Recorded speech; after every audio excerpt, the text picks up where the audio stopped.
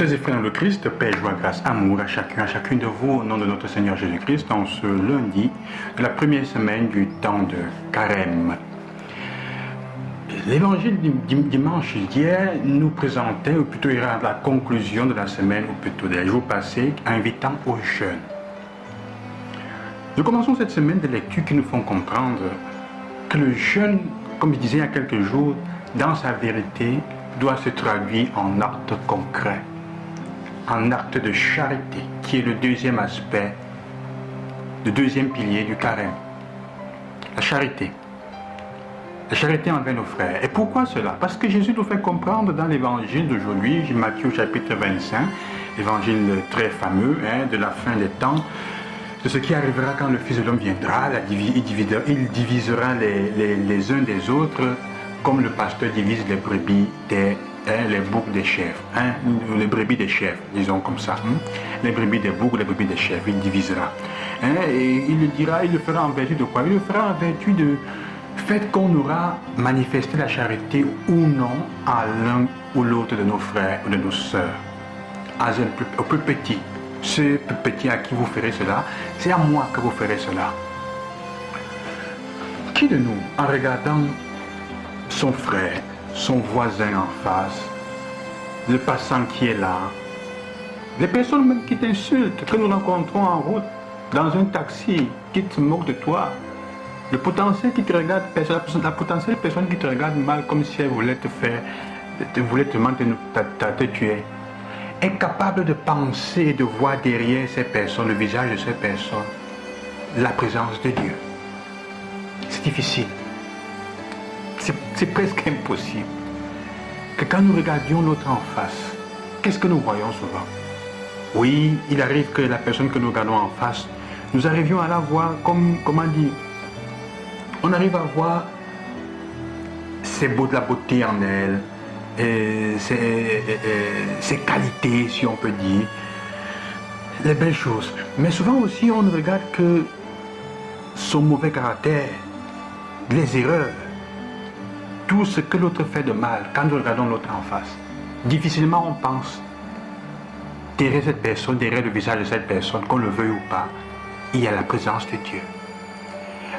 Mais dans l'évangile, c'est pas seulement ce que Jésus nous fait comprendre. Ton aumône va se traduire en acte concret de charité pour le frère et la sœur qui est en face de toi. Pourquoi?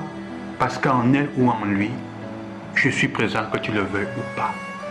Le bien que tu fais à celui-là ou à celle-là, qu'il ou elle soit une bonne personne selon tes critères, ou même concrètement, quelqu'un qui a fait du bien ou qui fait du mal, lui faire du bien, c'est faire du bien à moi. Je me cache derrière cette personne. Il n'y a pas beaucoup d'espace d'interprétation dans l'évangile d'aujourd'hui. Et Jésus le dit clairement, qu'il est présent, même si nous ne le voyons pas, derrière le visage de nos frères et de nos sœurs. Et donc, il m'est proche à travers l'autre que je rencontre. Évidemment, il faudrait aussi, ça veut dire que même à travers moi, derrière mon visage, ceux qui me font du bien le font au Christ. Que je sois conscient ou pas, que je l'accepte ou pas, s'ils sont purs, leur cœur est pur, le bien qui m'a été fait est fait à Dieu. Évidemment, maintenant, la conscience de cela veut que je me comporte en conséquence, comme quelqu'un qui porte en lui ou en elle, comme dit Saint Paul, le don du Saint-Esprit, contemple de l'Esprit Saint. Et qu'en vertu de cela, en face de l'autre, je me comporte comme tel, comme étant présence de Dieu pour l'autre. Et ça devient une réciprocité. J'ai conscience que je suis présence de Dieu pour l'autre et donc je vais devenir plus aimant. Je devrais devenir plus aimant envers l'autre. Et l'autre, ayant conscience que je suis un don de Dieu, je suis la présence de Dieu pour elle ou pour lui, me fera davantage de bien. L'idée du Seigneur est intéressante, mais à condition qu'on y croit. Et alors, c'est la clé pour extirper et pour chasser le mal du milieu de nous. Aujourd'hui donc, c'est pour ça que la première lecture est concrète. Et je voudrais la lire pour terminer cette méditation aujourd'hui parce qu'on n'a pas besoin de passer par 4 chemins. Le livre du Lévitique est clair et il dit ceci. Le Seigneur parla à Moïse et dit, parle à toute l'assemblée des fils d'Israël. Tu leur diras, soyez saints, car moi, le Seigneur votre Dieu, je suis saint. On revient au concept de sainteté. La semaine dernière, on a commencé avec ça.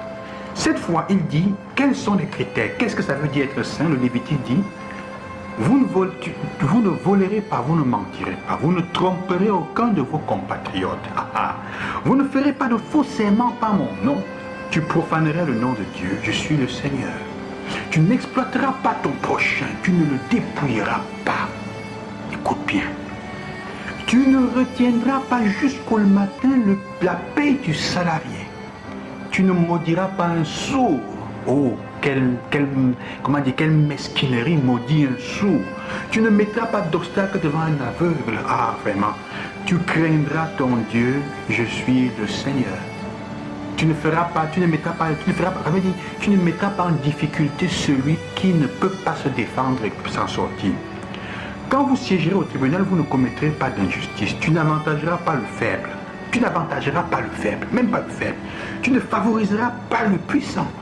Tu jugeras ton compatriote avec justice. Tu ne répandras pas de calomnie contre quelqu'un de ton peuple. Tu ne réclameras pas la mort de ton prochain. Je suis le Seigneur. Si quelqu'un a fait des torts, il doit répondre de ça. Juste faible ou fort. Tu ne haïras pas ton frère dans ton cœur, de nouveau, mais tu devras réprimander ton compatriote.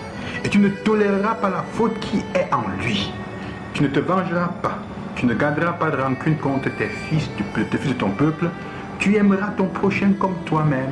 Je suis le Seigneur. Plus clair que ça, nous avons assez de matériel pour cette semaine sur lequel travailler. Que Dieu vous bénisse et qu'il vous accompagne. Je vous bénis au nom du Seigneur. À demain.